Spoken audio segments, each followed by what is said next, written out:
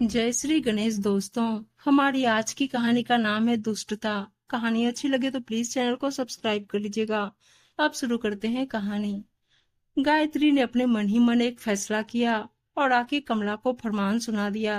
कमला, ये लो तुम्हारी इस महीने की तनख्वाह और कल से तुम काम पर मत आना। गायत्री जी ने कमला के हाथ में उसकी इस महीने की तनख्वाह पकड़ाते हुए कहा, क्यों माँ जी? कमला ने सवालिया नजरों से गायत्री की ओर निहारा और वहीं बैठे पेपर पढ़ रहे प्रकाश जी ने भी आश्चर्य से भरकर गायत्री जी को देखा। बस अब जरूरत नहीं है, और हाँ, रज्जो को भी आज ही तनख्वाह देकर हटा दूंगी, जैसी आपकी इच्छा। इतना कहकर कमला ने रुपये पकड़ लिए। रुको कमला, गायत्री तुम रज्जो और कमला को काम पर से क्यों हटा रही हो? ये दोनों ही तो सारा काम बहुत अच्छी तरह से करती है, फिर क्यों? प्रकाश जी को तो सचमुच ताज्जुब लग रहा था। मैंने कहा ना कि अब जरूरत नहीं है इन दोनों की। आखिर क्यों? वही तो मैं भी सुनना चाहता हूँ। प्रकाश जी थोड़ा तेजी से बोले। गायत्री जी के घर में इधर 5 सालों से कमला बर्तन चौका और रज्जो झाड़ू पोछा कर रही थी। अभी गायत्री जी के बेटे दीपक की शादी लगभग महीने भर पहले ही हुई थी, और वो अब इन दोनों को ही हटाना चाह रही थी। और प्रकाश जी को इसीलिए ताज्जुब भी लग रहा था। अरे तुम भी ना कुछ समझते ही नहीं हो। अब जब इस घर में बहू आ गई है तो सारा काम वो निपटा लेगी। बेकार में इन दोनों को हर महीने पैसे क्यों देना? गायत्री जी फुसफुसाते हुए बोली कि कहीं बहू सुन न ले। सुनो भाग्यवान, समधन जी ने हमको अपनी बिटिया दी है, कोई नौकरानी नहीं। और फिर जब काम वाले लगे हुए हैं तो फिर क्यों हटाना? प्रकाश जी गायत्री जी के ऊपर गुस्सा कर बोले, अरे मैंने भी तो शादी के बाद खूब बर्तन मांजे हैं और झाड़ू पोछा किया है। तब तो आप कुछ नहीं कहते थे। कितना परेशान हो जाती थी मैं। मेरे कोमल कोमल हाथ भी कैसे उस समय बुरी तरह कटछिल जाते थे। जाड़े के दिनों में तो मेरी आफत ही आ जाती थी। तो क्या मेरे पापा ने अपनी बिटिया नहीं कोई नौकरानी दी थी?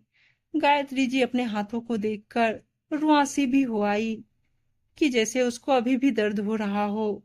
गायत्री तुम भी बेमतलब की बात लेकर बैठ जाती हो। बात को समझा करो। उस समय परिस्थितियां ऐसी नहीं थी कि मैं किसी भी काम वालियों को रख सकता, लेकिन आज तो परिस्थितियां उसके बिल्कुल उलट है। उस समय मेरा काम धंधा बिल्कुल भी सही ढंग से नहीं चलता था। मानता हूँ कि तुम्हारा गुनहगार हूँ, लेकिन उसका बदला क्या बहू से लोगी? आज तो मैं भी अच्छे से कमा रहा हूँ, और दीपक भी। और तुम भूल गई क्या कि जब सारा काम तुम करती थी तो कितना सुनाती थी मुझको? फिर बहू के साथ ऐसा व्यवहार क्यों? अभी तो बहू के हाथ की मेहंदी भी ढंग से नहीं छूटी है, बल्कि अपने दर्द का एहसास करके बहू के बारे में अच्छा सोचना चाहिए था कि जो दर्द मैंने सहा वो बहू को बिल्कुल भी नहीं सहने दूंगी। उल्टे उससे अपना बदला निकाल रही हो। ये कैसी दुष्टता निकाल रही हो बहू से? इसमें बेचारी बहू की क्या गलती? मैं कह दे रहा हूँ कि कोई भी काम वाली नहीं हटेगी। कमला तुम बराबर काम करने आना, कोई नहीं हटा रहा तुमको। रज्जो भी जरूर आएगी। प्रकाश जी कमला को आश्वासन देकर बोले, सही तो कह रहे हैं दीपक के पापा। कितना थक जाती थी नई नवेली दुल्हन, और इतना ढेर सारा काम।